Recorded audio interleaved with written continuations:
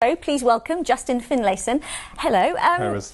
You founded something called United Borders not that long ago. That's correct. Just tell us about that. So United Borders is a music education charity, and we started it really to try and reduce conflict in the area of Brent where I reside. It's geared towards young people to actually give them access to music. You know, at the current they don't have too much access to these things, especially for free.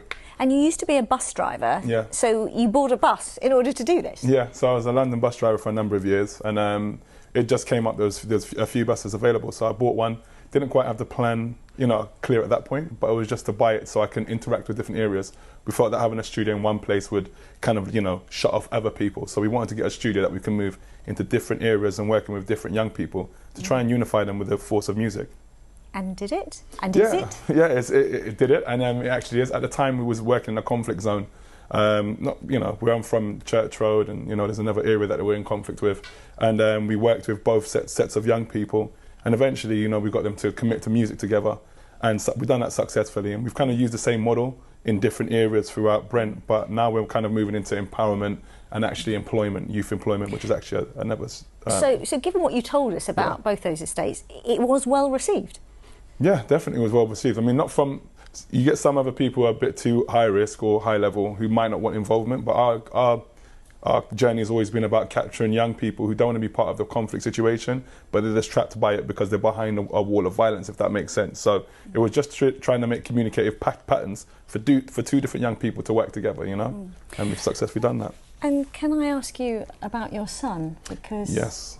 So in 2018, beginning of last year, my son was stabbed 11 times on his way back from dropping his cousin to the tube station. How is he now? He's actually he's one of our personal fitness trainers in this year's program for the program that we're doing with the London Mayor.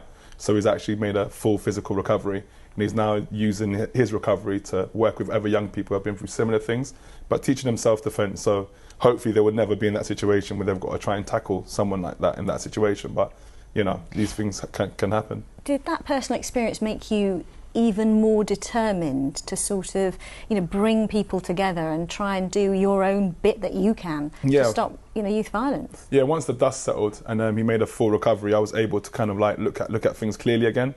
And then it became a bit more of a mission. Okay, well, you know, I see how easily you can be affected by this and your child is not involved in anything. Do you know what I mean? So I was already working in that field anyway, so it galvanised me to do more work in that field, you know?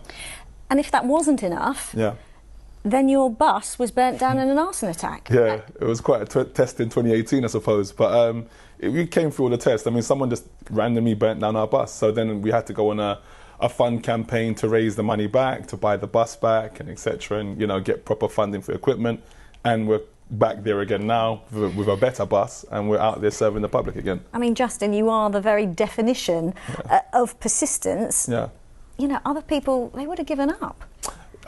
You know what, it's one of those things where when you look at what our young people are actually involved in and what they have to navigate day in, day out, for me it was never a case of giving up. It was just more of a case of making sure I'm emotionally available to give my all to young people in the capital, and that's what we're doing.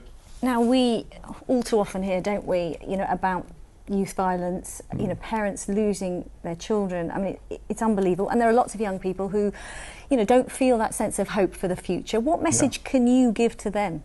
Well, I mean, obviously the violence is only a small number of people that are carrying out the violence, but it has massive ripple effects, you know. But I would say to a majority of young people, you know, if they want a way out or another alternative way, open up your peer circle. Because I find a lot of the time, if your energy is coming from, you know, the same peer circle, you need to open it out. Talk to older people, talk to people that know, are in the know and have been down a certain walk of life and can fast track you, expedite you past that, you know, that life that kind of waits for some of our young people. But thank you. Do you know what? It's so great to meet you. Thank you so much for coming in and sharing your story. Really appreciate it. Thank you.